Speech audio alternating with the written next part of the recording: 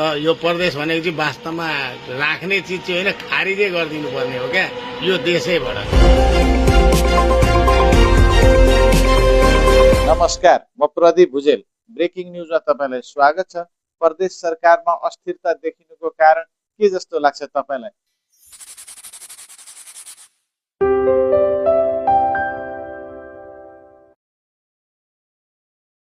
म सुनिल कुमार श्रेष्ठ, विराटनगर 8 निवासी र प्रदेश सरकारमा जुन किसिमको अहिले तपाईँको अस्थिरता देखेको छ, अहिले मात्र होइन पहिलादेखि देखिएको छ। किनभने जनतालाई केन्द्रित गरेर, जनताको मुद्दालाई केन्द्रित गरेर जनतालाई सकारात्मक असर पर्ने किसिमको एउटा पोजिटिभ असर पर्ने किसिमको कार्यहरू अहिलेको राजनीतिक कुनै पनि पार्टीहरूले गरिरहेको छैन। त्यसकै एउटा नयाँ उदाहरण यसपालि पनि हो। अब हेर्नुहोस्, अहिले बजेट पास गर्ने बेलामा कुर्सीको झगडा। अब बजेट पास नहुँदा तपाईँको विकास निर्माणको कार्य कसरी हुने? विकास निर्माणको कार्य भएन भने रोजगारी मर्छ, त्यहाँ काम गर्ने मान्छेहरूले रोजगारी पाएन। अन्तिममा असर पर्ने भनेको त जनतालाई नै हो नि त। उनीहरू आफ्नो कुर्सी चाहिँ जहिले पनि लुच्छाछोडी गर्ने। अब हिजो तपाईँको एमाले र काङ्ग्रेस मिलेर सरकार बनायो, जुन सरकार अहिले छ। अब त्यही काङ्ग्रेस फेरि तपाईँको माओवादीलाई फकाउन गइरहेको छ। माओवादीलाई फकाएर सरकार बनाउने। उहाँहरूलाई त कुर्सी मात्र चाहिँदो रहेछ नि त। जनताको तपाईँको बेसिक निड्सहरूको कसरी पुरा गर्ने भन्नेतिर उहाँहरू छैन। विकास निर्माण कसरी गर्ने भन्ने कुरातिर छैन।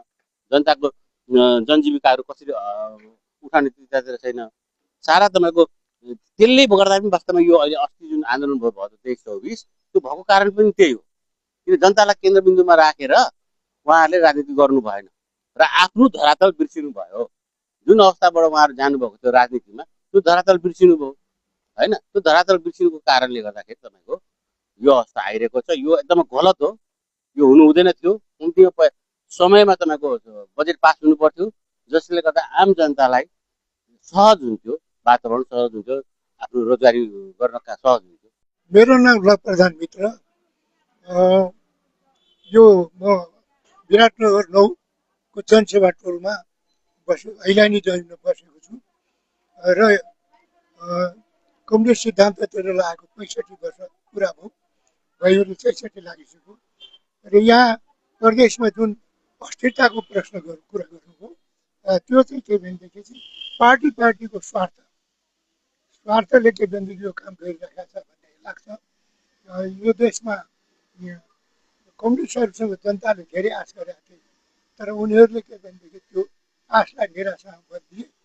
हामीले के अरे चाहिँ लडेर 40 सालमा जोगबनी पार्टीको संसदीय व्यवस्था यता ल्याएको, नेपालमा ल्याएको।